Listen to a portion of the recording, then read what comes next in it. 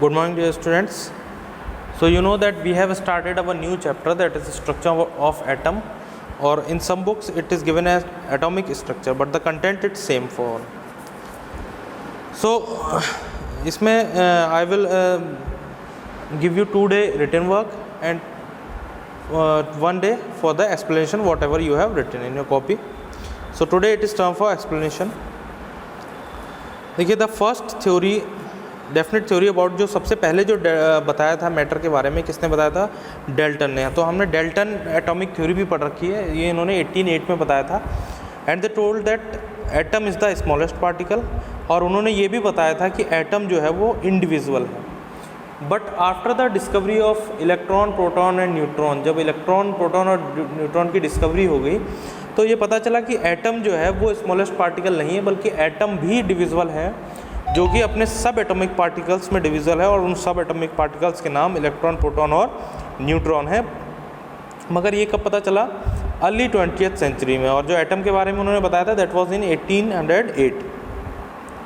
तो सबसे पहले जो डिस्कवरी हुई थी that was for the electron. सबसे पहले तो देखिए कैसे, हाउ इलेक्ट्रॉन वर डिस्कवर्ड, ये हमें पता होना चाहिए. It is a theoretical question और एग्ज़ाम के कंटेंट से बहुत ज़्यादा इंपॉर्टेंट नहीं है, मगर फिर भी आपको पता होना चाहिए.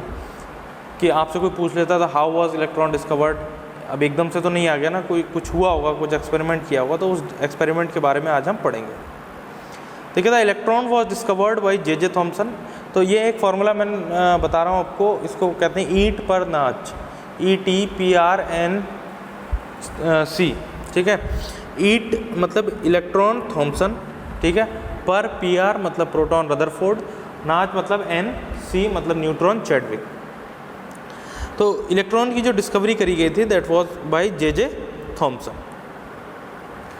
ठीक है, तो इसमें भी देखिए जब भी कोई एक्सपेरिमेंट होता है तो उसमें कई सारे लोग होते हैं. जैसे इसमें कौन कौन से थे? प्लकर थे, क्रूक्स थे, और भी इनकी टीम रही होगी, मगर जो मेन क्रेडिट जाता है, जो मेन नाम आया वो किसका आया? जे थॉमसन का. तो इन्होंने क्या किया था? Discharge tube experiment. देखिए, the experiment in its simplest form consist of a cylindrical hard glass tube. एक cylindrical hard glass tube about 50 centimetre long, closed at the both ends, दोनों तरफ से उसको क्लोज किया गया था. It is known as discharge tube और Crookes tube. It is fitted with 2 metallic electrodes. देखिए ये दो डायग्राम आपको दे रखा है. इसमें क्या किया गया? इसको 2 मेटेलिक इलेक्ट्रोड्स के साथ फिट किया गया यहाँ से, ठीक है, और करंट सप्लाई किया गया इसमें.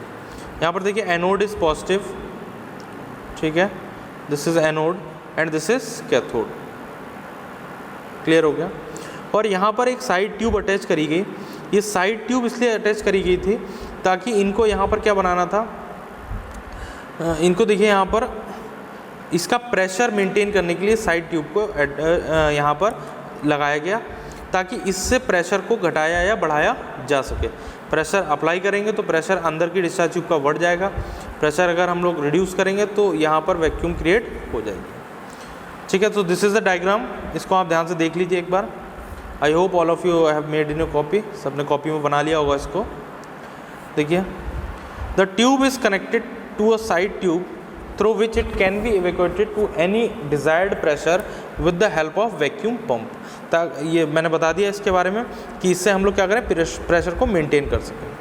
During this experiment the following observations पर मेड. क्या क्या हुआ? When the discharge tube containing any gas at normal pressure, nothing is observed even by applying high voltage 5000 to 10,000 volt between the electrons. जब तक उसमें प्रेशर नॉर्मल रहा तब तक बहुत ज़्यादा हाई वोल्टेज अप्लाई करने पर भी कोई भी ऑब्जर्वेशन उसके अंदर नहीं हुआ. कितनी ज़्यादा हाई? 5000 to 10,000, जो कि अपने आप में बहुत ज़्यादा हाई है. फिर क्या किया गया? When the pressure of the gas is decreased to about 10 to the power -2 atm, 10 की पावर -2 तक जब इसको लाए, द गैस बिकम्स कंडक्टिंग. अब उसमें क्या होने लगा था? लाइट कंडक्ट होने लगी थी. And light is emitted by residual gas in the tube. और लाइट इमिटेड मतलब चमक उसमें दिखने लगी थी. The colour of the light depends upon the nature of the gas taken. जिस तरीके की गैस होगी उस तरीके का लाइट का कलर होगा. When the pressure of the gas is further reduced the glow becomes week. जब प्रेशर को क्या किया गया और कम किया गया और वोल्टेज वही रखी गई तो जो ग्लो था वो कैसा हो गया, weak. At about 10⁻⁻⁴ atomic pressure the glow in tubes stops. जैसे जैसे प्रेशर कम किया गया और वोल्टेज जब बराबर वही रखी गई तो क्या हुआ कि वो जो ग्लो था वो बिल्कुल ही रुक गया। But the gas continues to conduct electricity. Glow रुक गया मगर गैस ने इलेक्ट्रिसिटी का कंडक्शन नहीं रुका। Moreover the glass tube at the anode ends begin to glow fluorescence with a faint greenish light. इसके बाद क्या होता है, आफ्टर सम टाइम जो उसका कैथोड था, ठीक है, वहाँ पर क्या हुआ, ग्रीनिश लाइट एक शो हुई। तो इसका मतलब वहाँ से कुछ रेज निकल रही थी। देखिए, rays move from the cathode moves toward the anode in form of streaks of light. Streaks को आप सभी ने शक्तिमान देखा होगा, हाँ सभी ने शक्तिमान देख रखा है। तो उसमें क्या होता है, वो उंगली ऐसे दिखाता है तो एक लाइट की वो जाती है और दुश्मन को लगती है, उसी को हम स्ट्रीक कहते हैं कि निकल के जाना, ठीक है। एक मुझे अभी हिंदी में इसका प्रॉपर वर्ड याद नहीं आ रहा मगर आई होप आप समझ गए होंगे स्ट्रीक से मैं क्या कहना चाह रहा हूँ। These raise were named cathode rays, क्योंकि कैथोड से निकली थी, ठीक है। देखिए लिखा भी because they originated from the cathode, तो कैथोड से निकली थी इसलिए इनका नाम कैथोड रेज रख दिया गया। It was found that these rays can be deflected by electric and magnetic field and the direction of deflection is always in such a way that the rays are made up of negatively charge particles.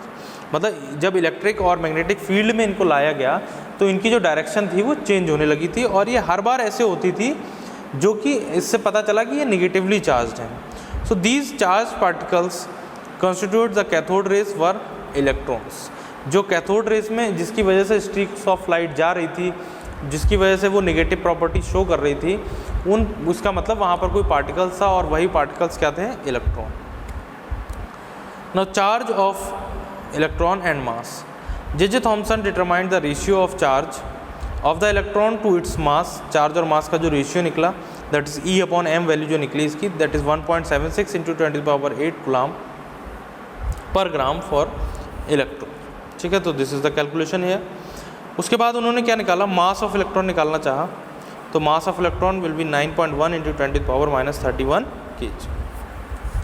So this was the discovery of electron. I hope all of you will understand. Tomorrow I will explain you the discovery of proton. Thank you very much. That's all for today.